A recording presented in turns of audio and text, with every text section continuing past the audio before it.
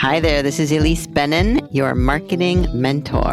And this is the podcast for you if and only if you are ready to leave the feast or famine syndrome behind, and I mean for good.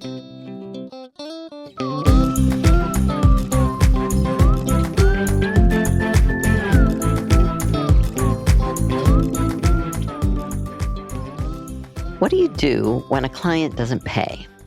Or what about when you get ghosted by a contractor who you've hired for a project? And what about when you encounter a big problem that puts you behind schedule and maybe even unable to finish a project, but you can't bring yourself to tell the client there's a problem? Now, most of us have to learn these lessons from real and often painful experience, but you could actually learn them from this week's guest, Amy Weiher of Weiher Creative. Amy has made them and lived to write about them in her new book, Good Work, Practical Advice for Starting and Scaling Your Creative Freelance Business.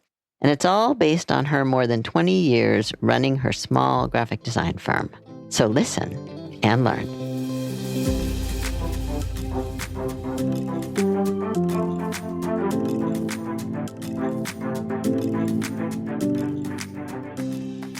Hello, Amy. Welcome to the podcast.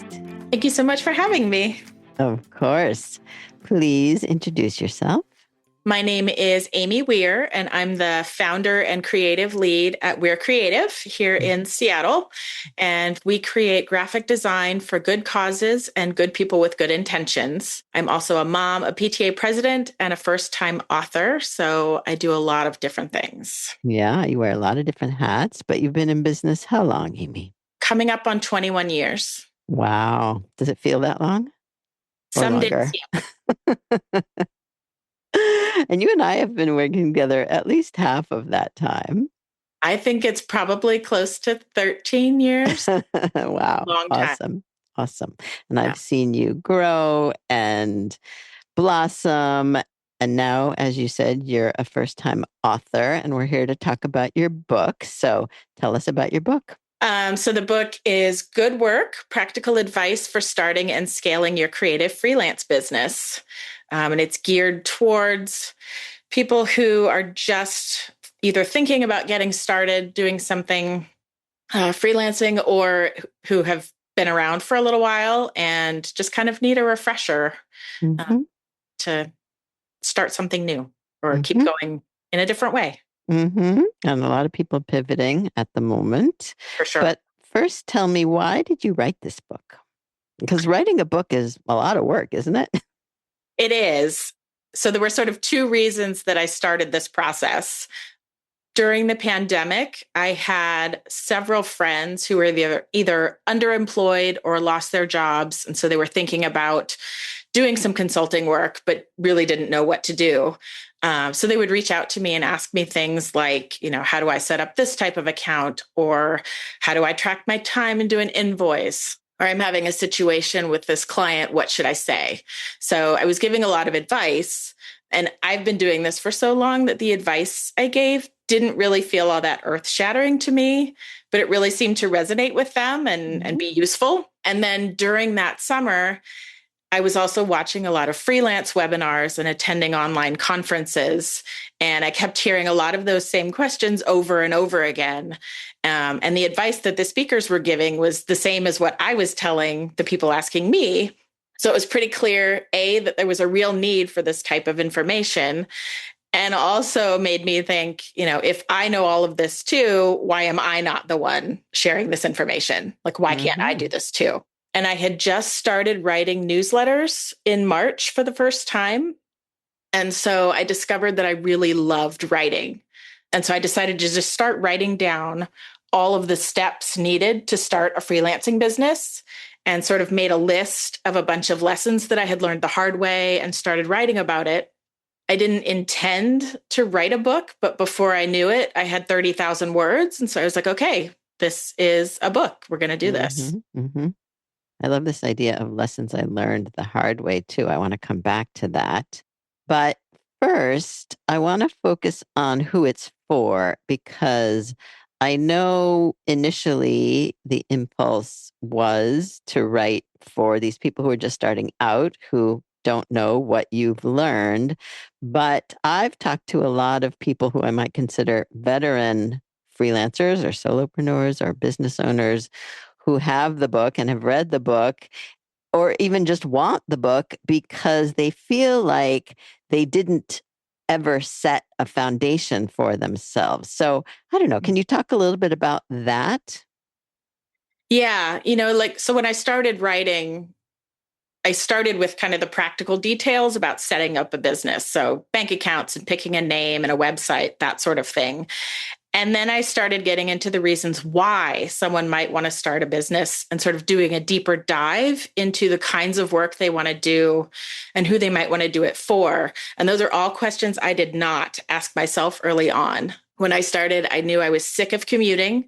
I was working for peanuts and I was tired of it. And so all that mattered to me was getting people to pay me to do anything. Mm, I really didn't have a sense of what kind of work or what industry I wanted to work for or who I wanted to work with.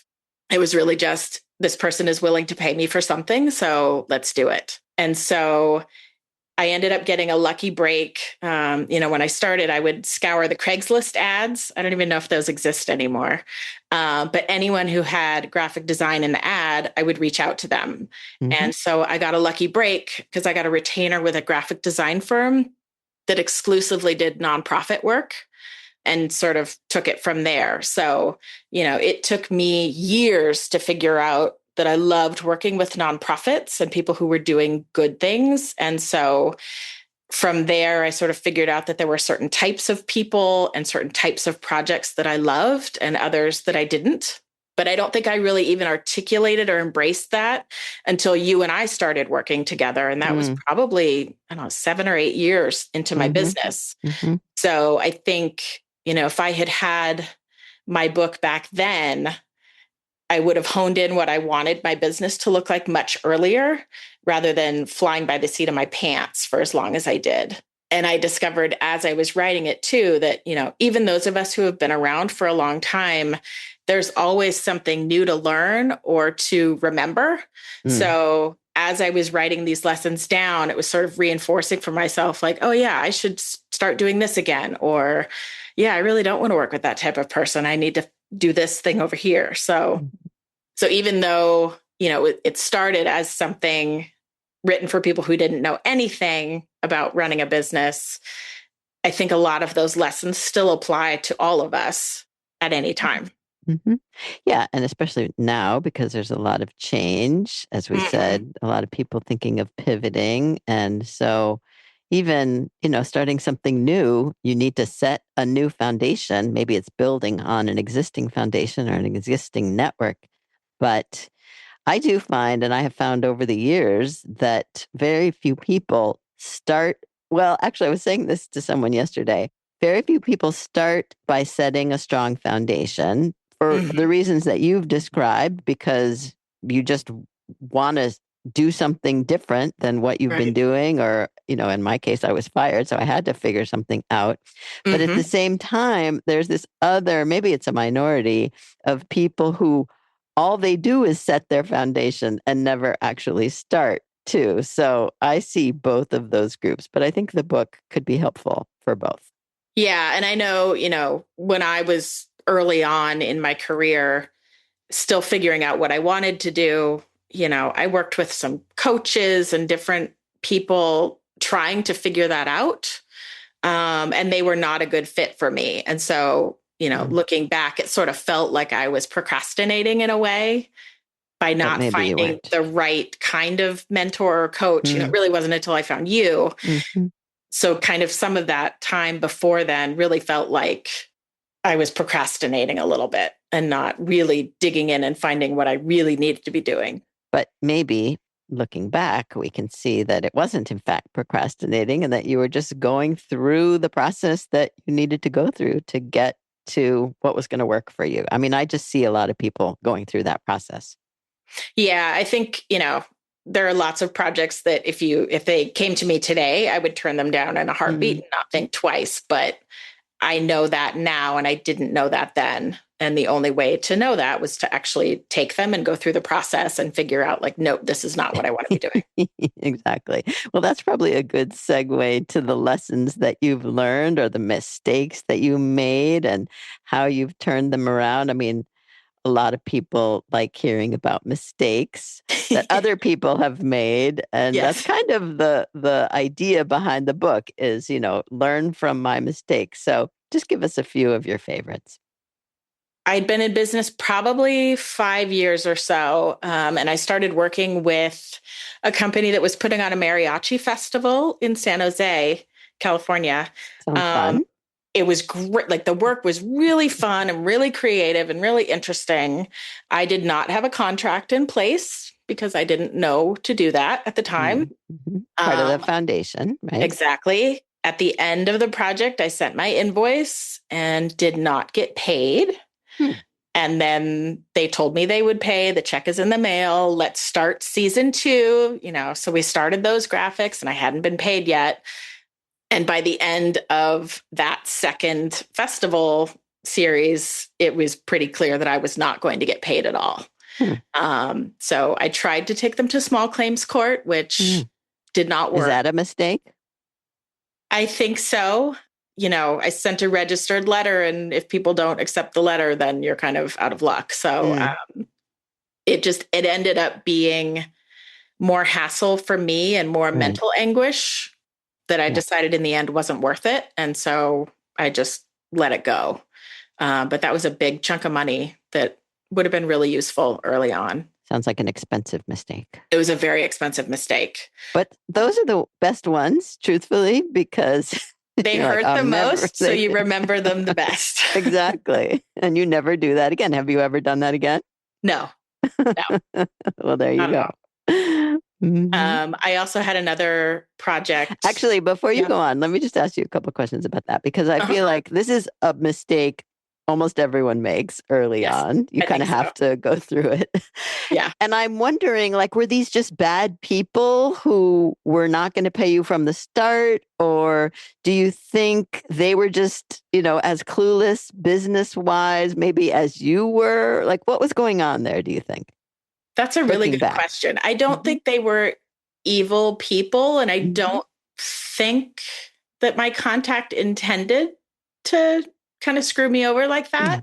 Um, but clearly, at some point, it became clear that I hadn't been paid, and she was my contact, and she should be doing something about it, and she didn't. Mhm. So that's a really good question. I don't know Mhm. what was happening. I wonder what would happen if you found her again. I've looked for her over the years, off and Yeah. on. It's been a Mhm. while since I've looked for her, but Mhm.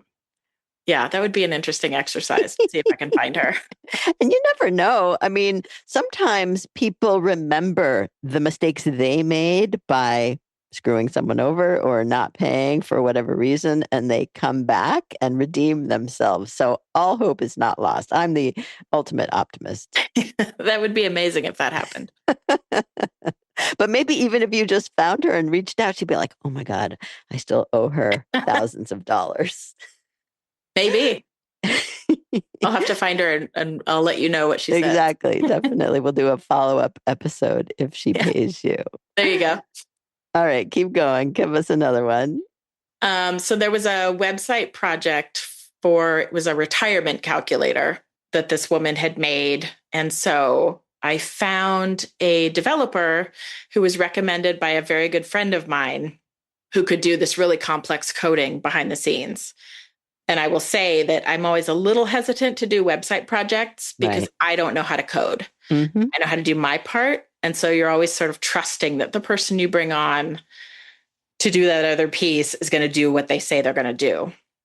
Uh, Although I'll just say, you know, now or soon, AI may be able to do that and it won't be a problem anymore. that's true. That was not the case 15 years ago or 10 Okay, years good. ago. Um, so we got hired to do this project, and the developer had a full-time job and was going to do this in his off hours, which made me nervous. But everything started out okay, and then about 3 weeks in, he just quit. He ghosted me and Hmm. left. And I didn't want to admit to the client Mm. that I was having this issue and that I couldn't finish her project and that I couldn't do it perfectly. And so I scrambled behind the scenes to find somebody who could step in. And it was, I was looking for people on, Fiverr.com and things like that. Mm. And they would drop out one by one. And it was just a mess. And I was Mhm. trying frantically to hold it all together and keep it a secret. And finally, at one point, I just had to come clean to the client that, I'm sorry, I don't have anyone that can help me finish this part. Mhm. So luckily, the client knew enough that she could do the last Mm. bits and pieces that we needed done. So we did get the project done, and she appreciated how much work we put into it. But I never worked with them again. It was Mhm. clear that that was not a good situation. But it's interesting the issue of how honest to be, how upfront to be, like Mm-hmm. when to tell the truth.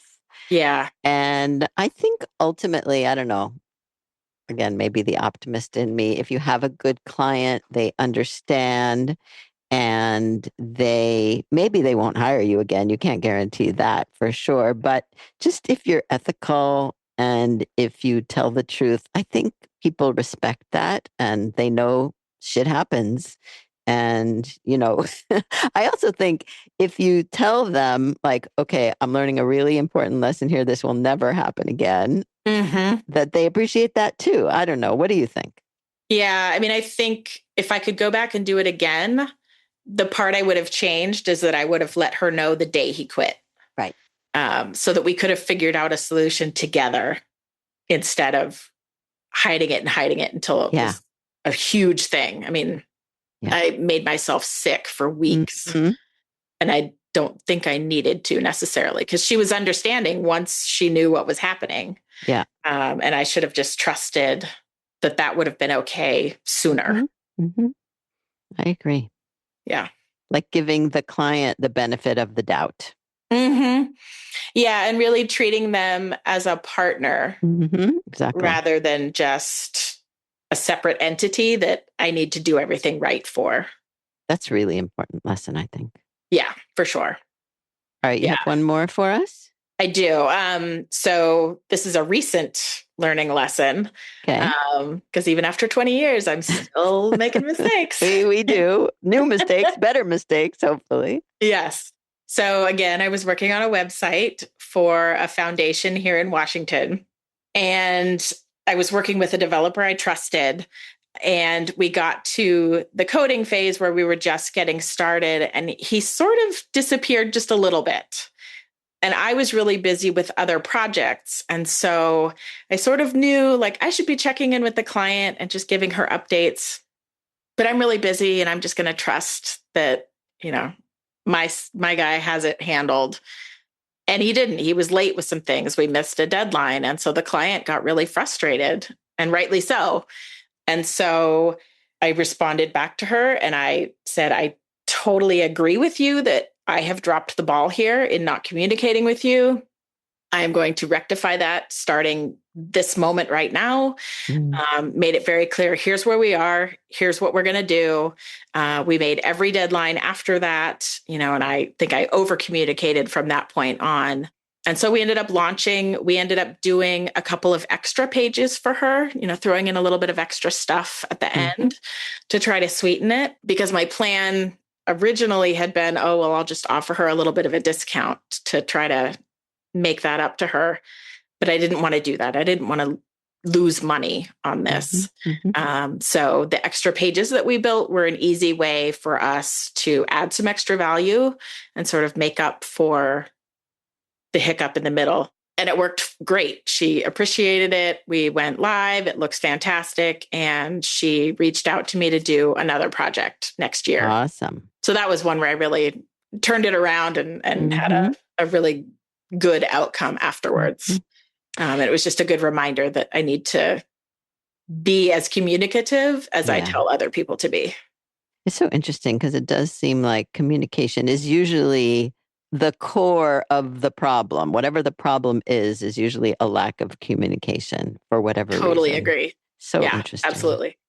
And let's just focus on one other thing there before I ask you the last question or two, which is because I know a lot of people want to grow. Some people want to stay as small as a one person business, but some people want to grow. And yet the obstacle is, who can I get to help me that I can trust? Or who can I Mm-hmm. delegate to that I can trust? And I know that you have, for several years now, been getting help and delegating to all different types of people and services. So, what would you say about that transition, that way of thinking, what you've learned about that aspect of growth, especially given, the lessons that you're sharing here?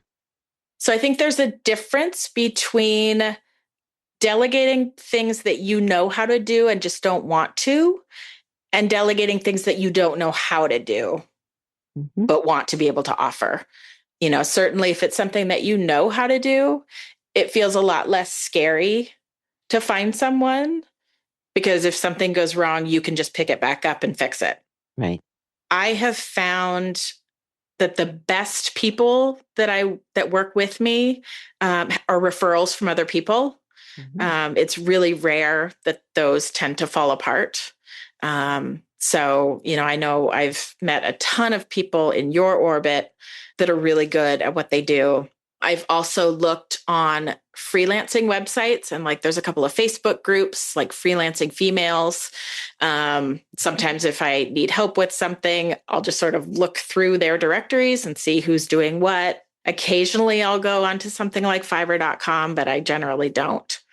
And it's really just kind of trial and error. So I usually start with a small project that doesn't have a lot of, not value, but A lot at stake. yeah, exactly. So I'll start with a project like that just to sort of see how we work together. And then from there, either keep working with someone or let them go and move on to someone else. But it's really, referrals are the best way to find people to get help from that are really good at what they do.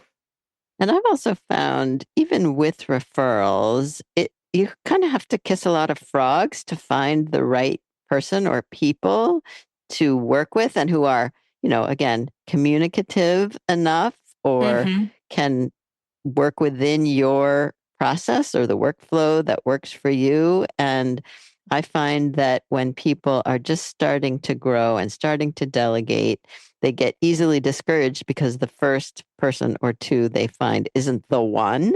Mm-hmm. And the assumption is, oh, I'm never going to find the right person. But I personally have found that when you can find the right people, then not that they'll never leave, of course, but it's just a strong foundation for a good relationship.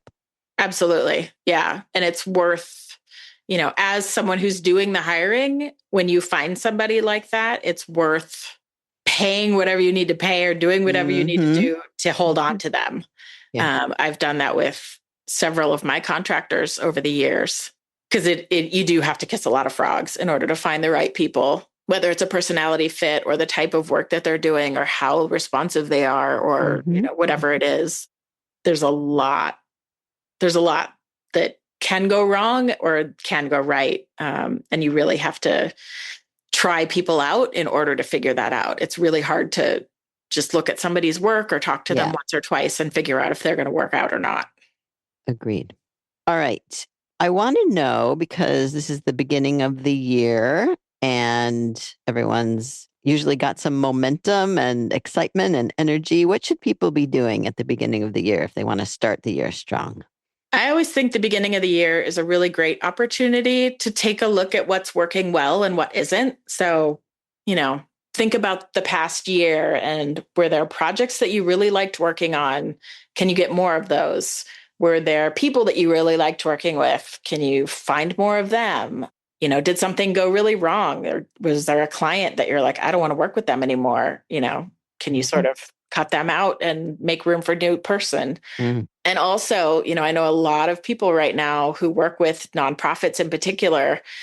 Nonprofit organizations are really struggling with government cuts and grant cuts and things like that. So, if that is a position you're in also where maybe your client base is struggling, can you make a slight adjustment to work into a different market that might have more money right now, Mm-hmm. or do something different? So I think the beginning of the year is a great opportunity to do a deeper dive and really think about some of those things so that you can start the year off kind of with a clear direction of what you want to be doing for the next year. Love that. All right. Last question is, because I'm sure a lot of people have this dream of writing a book. Did you have the dream of writing a book at any Never. point? That's so interesting. No.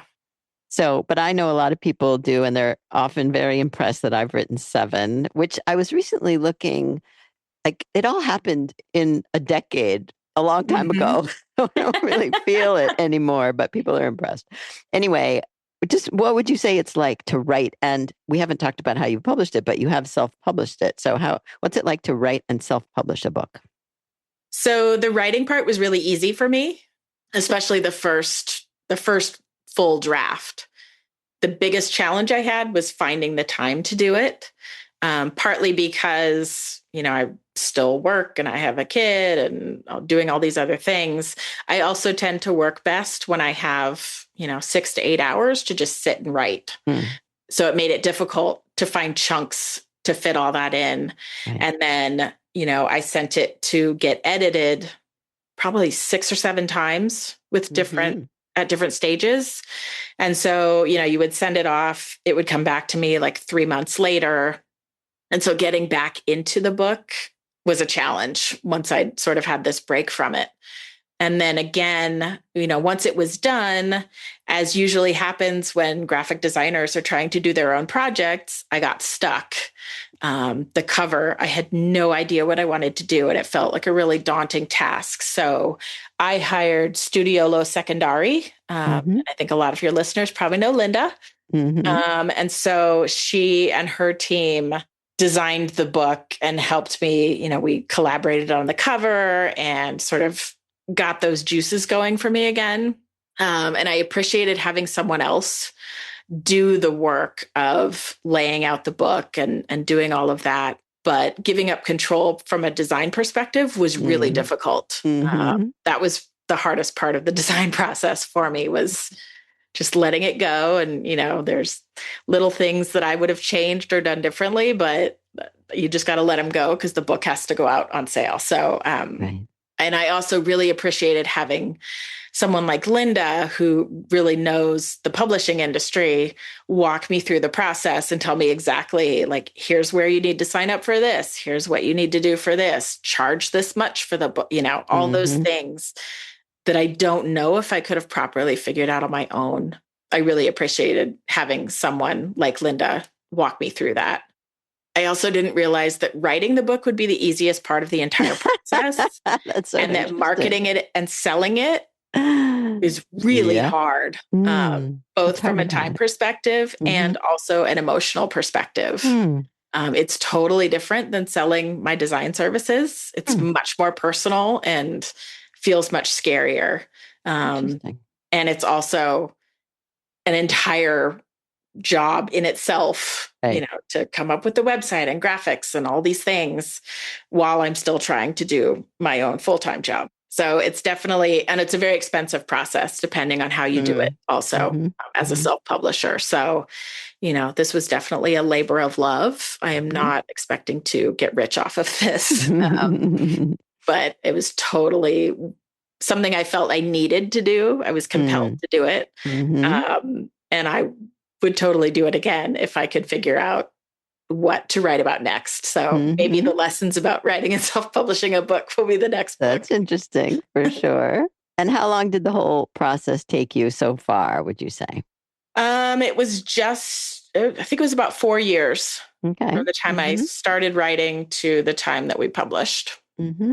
And I'm glad that you're sharing that, because a lot of people, I don't know where they come up with their numbers, but always feel like whatever they're doing should not take as long as it's taking. And so to hear that, in reality, when you have, a family and a child, and you're the president of the PTA and you're running a business, it could take 4 years.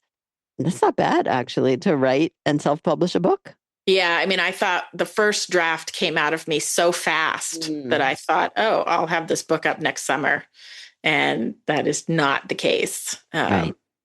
Once you really factor in editing time and then getting motivated to get back into it time and all of that, like it really does take a long time. Good. Well, all right. So where can people find this book?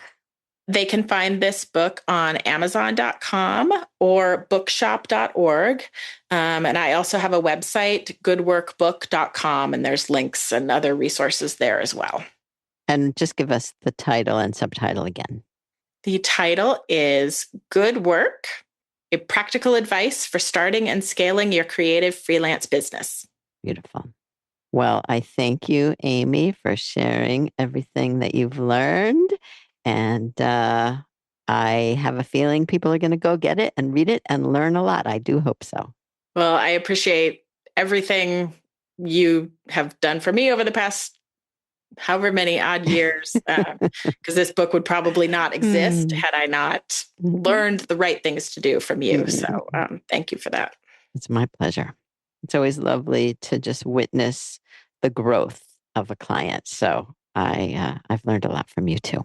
Oh, good. Awesome. All right. Well, I will see you soon. All right. Sounds good. Thank you. I don't know about you, but I definitely like that superior feeling I get when I hear about someone else's mistakes. And I've made plenty of my own, of course, and so will you. But I do hope you have learned at least a little bit from Amy's mistakes. And it really does take courage to share them publicly, both in a book and especially on a podcast. So I love how generous she's been. And if you want my help, make sure you're signed up for my quick tips at marketing-mentor.com because you won't want to miss what's new in the Simplest Marketing Plan. In fact, I'm super excited about the improvements we're making to the SMP Plus program because this is the year you stop starting over.